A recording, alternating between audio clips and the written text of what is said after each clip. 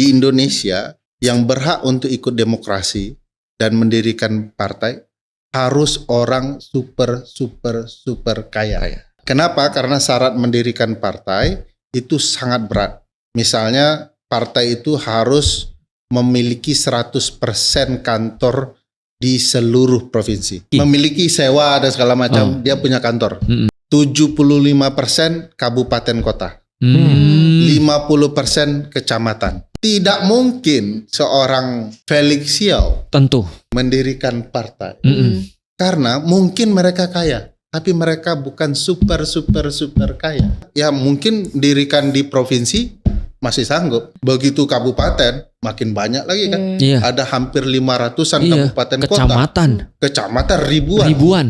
Lebih banyak lagi. Belum lagi untuk pendaftaran keanggotaan. Model begini membuat kita yang punya cara pandang politik berbeda nggak punya kesempatan. Dari awal sudah dirancang kecurangan itu.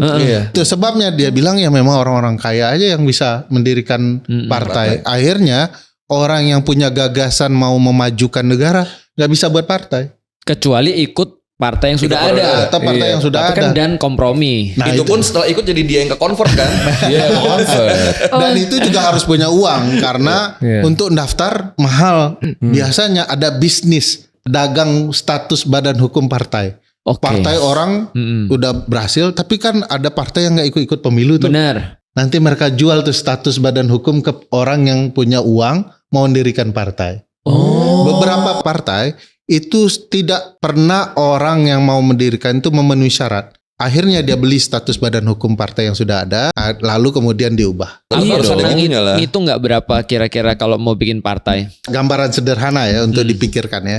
Untuk alat peraga satu kota kecil itu butuh saat kampanye uang 1 miliar. Untuk mendaftarkan untuk satu wilayah kan butuh materai. Itu kalau mau ditempel semua butuh 1 miliar. Dari sana saja kita sudah tahu costly-nya bagaimana. Dan itu sebenarnya bukan tidak bisa sederhana, tapi mereka maunya ya supaya membatasi. Dirimu tidak bisa ikut. Ya, uangnya yang harus banyak. Kenapa simpul kekuasaan itu buruk? Salah satunya di partai.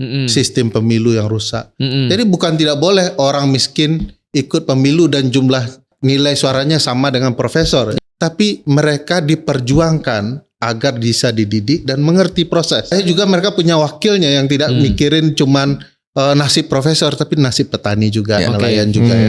Tapi ini simpul-simpul udah rusak, udah kacau. Karena memang dirancang begitu.